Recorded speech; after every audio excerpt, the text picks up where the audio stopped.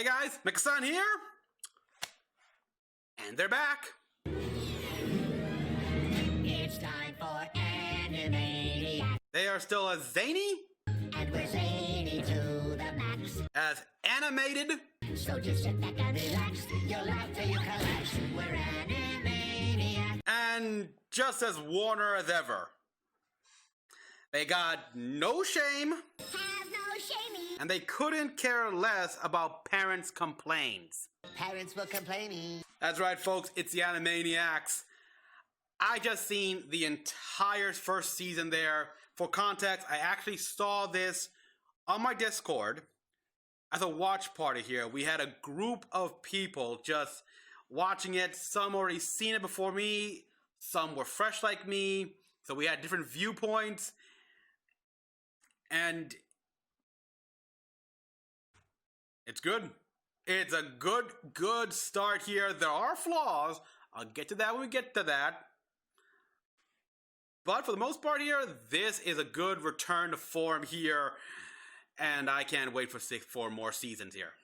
Little backstory here. Animaniacs started as a variety show that literally came off the heels of Tiny Toon Adventures here. I also heard Tiny Toon Adventures is getting a brand new reboot series as well here, so thank you for that. The story follows Yakko, Wacko, and Dot, the Warner siblings here, as they just go off on these crazy misadventures, causing mayhem in the Warner Brothers studios, and occasionally, like, going around the world, back in time, and who knows what else, and several movie parodies, TVs, and just having fun. And that's what we all want. We tuned in to watch these guys just make fun of everyone here, like, skirt the censors. Like, they really skirt the censors. It's amazing the things they could get away with back then. The good times. We had other characters, of course, here, like the only guys to spin off of their own TV show, Pinky and the Brain.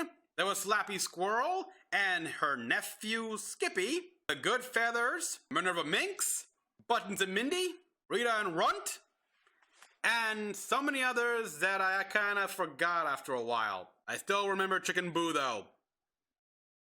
Yeah, like, they kind of did Chicken Boo a bit dirty in this season, I'll say that. So after 22 years, what's happened?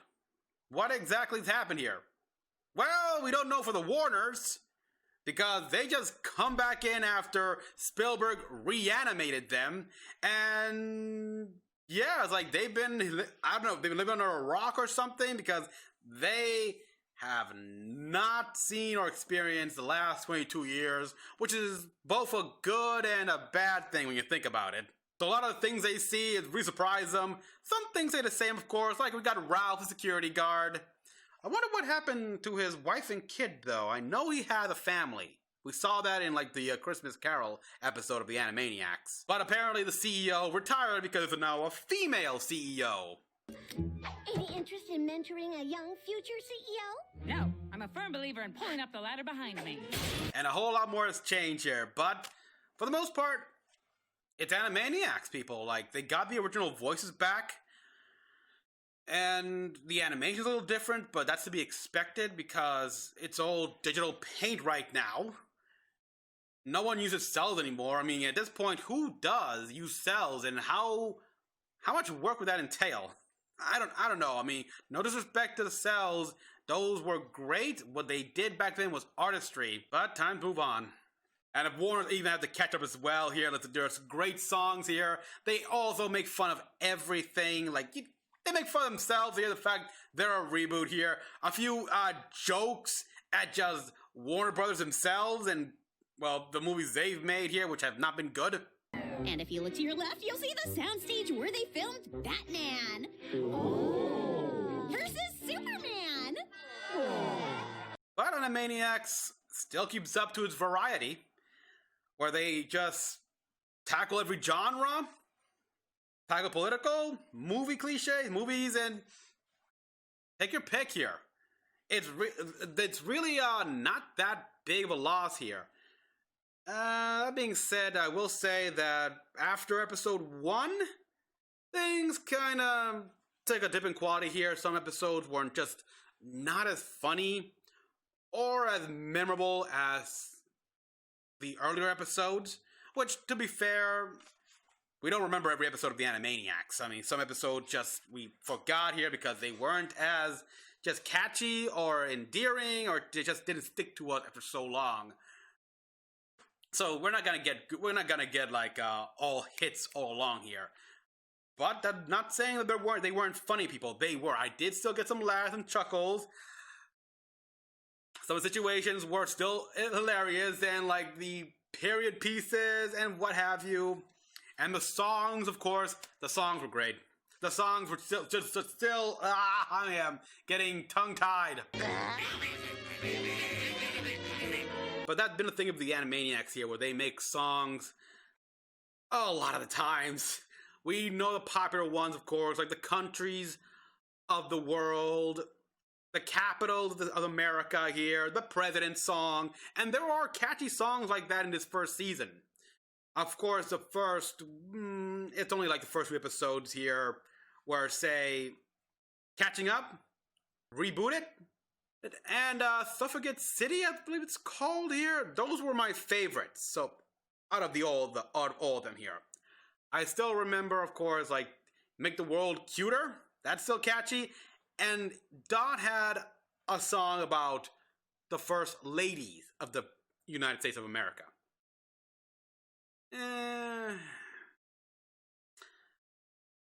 Okay, it's a good idea. I'm getting a little critical here. Yeah, I thought it was a genius idea here to, yes, honor the first ladies, and Dot's the perfect one to do that. But it was way too rushed, and they were out of order. She talked about each of them out of order, and I did kind of ruin. It just made it less memorable for me. It's like you have something, the lines, everything like that could be great. I could actually sing along to it, but no. On the other hand, though, I do support Dot in what she was fighting for in Suffragette City, I think it was called. Oh, yeah, so overall, basically, I can say, people, here, this is going to be a short review here, but yeah, the songs, the characters, Pinky and the Brain, of course, with all his gags here. I love how the explanation for what Pinky and the Brain have been doing for 22 years. That makes so much sense. I believe it easily. Thanks to Brain, we've got the internet. Yeah, I buy it. I buy that easy. If anyone's a genius to make the internet, it's a Brain. Thank you, Brain, for giving us the internet here. I wouldn't have any way to view my anime and just gather all the world's knowledge, which Yakko needed to just learn everything. So yeah, okay, and yes, all right. So one of the complaints I heard about this show here is that it got too political and made fun of Trump a lot. Let's be honest, people. Okay, Animaniacs, they've always tackled and made fun of politics and presidents here. It's what they do. Sometimes they help presidents. I remember the episode where they helped Abraham Lincoln write his Gettysburg Address. They always tackle political issues and such, both current and past, as well as presidents, all the time. However, they did too much here. I do admit, they did it way too much here. And all the jokes that they had at Trump, it's like, okay, guys, we get it here. Trump is easy to make fun of. Like, he's made to be made fun of, but you're doing it so often, it's like low-hanging fruit here. You're better than this. Don't go the easy route. Make fun of Obama. Make fun of George W. Bush here. You haven't made fun of him. Come on. There's a few more stuff you can make here. I think obviously they're referencing a lot because the election's coming up here in political states, even though this was written in 2018, which they addressed that as well, by the way. But yeah, this is another problem I have here, where if they had more of the cast back, they could definitely even space these things out here. Because the political jokes and everything and the insults to Trump, they were way too close to each other. Just one after another. It really needs more. I can't believe. Well, this leads into the next segue here. To segue. Sorry. This leads to the segue I'm trying to say here, where it needs variety. It needed the other Catholic characters to break things up here because they were really going one after another, just way too close to each other to the point where it was getting old. So yeah, so we move on to the next issue here, and the fact that it's just the Warner siblings and Pinky and the Brain. Where are the other guys? Where are the other characters? Where is my variety in a variety show? I don't get that. Oh boy. Okay, look, we got some explanations here for characters like, where is Hello Nurse? They explained that away, and congrats to her. She moved on, and it's perfect. She wouldn't work apparently today, never mind the fact that she won a Nobel Prize in Physics, won a Pulitzer and a Tony, and was ambassador to China, speaks fluent Japanese, and just do all this stuff? Although I do wonder how much of that is real, because, well... If she's not everything that we've said, then may lightning strike us dead.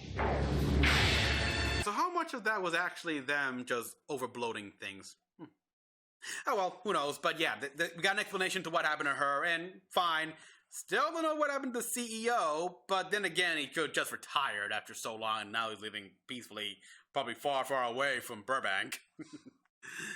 But the other characters there, they do make a cameo in one episode here to sort of explain what happened, which at least they're a joke about Chicken Boo, and wow, they did Chicken Boo dirty here. Then again, they do quite a few things dirty here. Like, all right, they brought up the lunatics. Ouch, that hurt here. Actually, I watched the lunatics growing up, and I liked them. Here it's like, wow, Dodd, you really hurt their feelings. Come on. I know the Warners are like that here, but it's funny and kind of hypocritical when they address things like how songs can be pretty mean-spirited at times, and they themselves do mean things. It's something that they need to tackle themselves here, because they do, of course, make fun of themselves here. Like they make fun of Russia a lot here, to the point where the next episode they reference the fact that their attack on Russia was pretty ham-fisted. Still funny though, and and they also tackle, of course, mention quite a bit here that they are a reboot. That's always been a joke, but they space that out well enough that it still feels fresh. And yeah, it still wasn't enough here. They really were holding the way of the show more, and you need the other characters. I can understand why some wouldn't work, like Minerva Minx.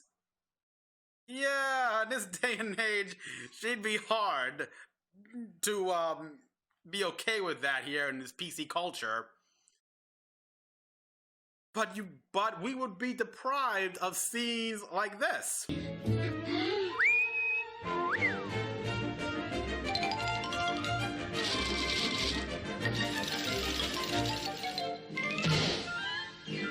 I love their reactions, by the way. Just the crazy reactions they made. It's just amazing. Other characters could have been easily used to tackle current ongoing issues here, not just in politics. Slappy Squirrel and Skippy here, you could have done a whole thing with them here involving the game companies, I'm saying, or the hippos. Hey, with reality shows and movies like that, put them in a Paranormal Activity parody. The Good Feathers, come on. Okay, Rita and Runt, I know that would be tough here because Bernadette Peters is an actual singer, professional. So she would be expensive, but they could come to some sort of arrangement, a deal, to at very least have like 2 shorts a season. One, say, in episode 3 and another in episode 9. It's not a whole lot, but it's still something. They're there. And I'm okay with that. Yeah, it's like so many characters you had opportunity here, and as the show went on in the season, it did kind of feel tiresome to have just the Warners and Pinky and the Brain. It's like, you guys are great here, but when I watch Animaniacs, I want to see, well, a variety of characters. Now, that being said, they did introduce 3 new shorts here. One's called Starbucks and Cindy, the gnome who lives inside people's mouth, and things that go bump in the night. Honestly speaking, though, just Starbucks and Cindy, keep that. I can do without the other 2. Honestly, I'm sorry. I'm sure a lot of people like the gnome and things that go bump in the night. Maybe they could get creative with that, but my personal opinion, I just didn't really like that one. Those 2. So yeah, overall, the song is still great. Not all of them are memorable though, and some episodes, honestly, I don't remember them that well after so long, after just like a week or 2. In fact, I'm pretty sure I'm gonna forget the episodes I just recently saw here, like with Dots Zit. Yeah, the moral I'll recall, the song not so much. We did get some answers here as to why does Brain want to take over the world? Wow, it's actually quite deep. So overall, I gotta say, it's a great first outing here. Hopefully, they can set things up more now. Things have been slowed down, obviously, because of the pandemic and such. But they take our advice, bring back some of the old cast, pick up one of those new characters here, because yeah, they made a few new characters for this show. I'm for that. Expand with them, have fun with them, and let's see where this flies. So overall, people, I'd say watch Animaniacs. If you got Hulu, lucky you. Enjoy it. Binge watch it. Make a review about it like I'm doing here. Show your love and support. Give out ideas. Do something so that creators can listen. These actors came back to reprise their roles. They got so many things, and like, because they're on Hulu as well, they can get away with a few more risky stuff that you never would think they could do back in the 90s with Fox censors here. Like, okay, some guys said, and I quote, "God help us," which doesn't sound like much, people, but the fact that they said that is wow. And both Pinky, my bad, both Brain and Wacko said hell.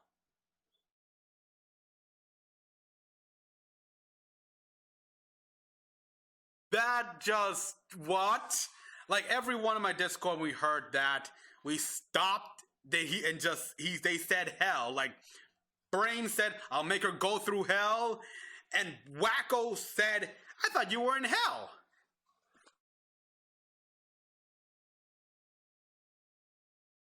I never thought I'd hear that in an Animaniacs cartoon, but it's amazing with the times changing and the fact that they're on a streaming service here, that they can get away with language like that now, even though it's technically nothing. But for a kids show, I love this. I'm starting to really love this day and age, even though the PC is overboard. If we can say that in classic shows now, reboots, well, you could think it's that light at the end of the window right there. So everyone, I recommend you guys do indeed watch Animaniacs. I'm going to listen to the songs over and over again. I have been listening to the songs on repeat for quite a while. Mainly, like I said, the 4 songs that I really remember from the show. Does it sort of lose its way after the first few episodes? again, yes, it does. It does sort of slip up, but hopefully they can pick it up by season 2, learn their mistakes, get back in the groove of things. Because Yakko, Wacko, Dot, Pinky, and the Brain, they're great. They're still the same. They're still funny. And they still are relevant. They'll remain relevant until the end of time, as far as I'm concerned. So tell me your thoughts about this reaction in the comment section down below here. Any episodes that really made you laugh out loud? Any episodes that kind of stung? Because there was a lot of episodes that stung me. You think they'll ever make fun of China now? I mean, they made fun of Russia a lot. So why not make fun of China? It's not like there's a threat of them getting canceled. You can't watch Hulu on China unless you got a VPN, so who knows? And I mean, Animaniacs, everything's fair game. Just remember, just don't talk too much on politics next season here. Like, move on here. Talk about video games, the issues with video games here, the microtransactions. I think they're getting more expensive now. That kind of stuff. Just saying, or that's my advice. So everyone, yeah, thank you for watching. This is a quick little review of Animaniacs. Again, go watch it. It's a great, fun enjoyment. And I can't wait for season 2. So until then, this is Mecha-san, and I'll see you guys next time.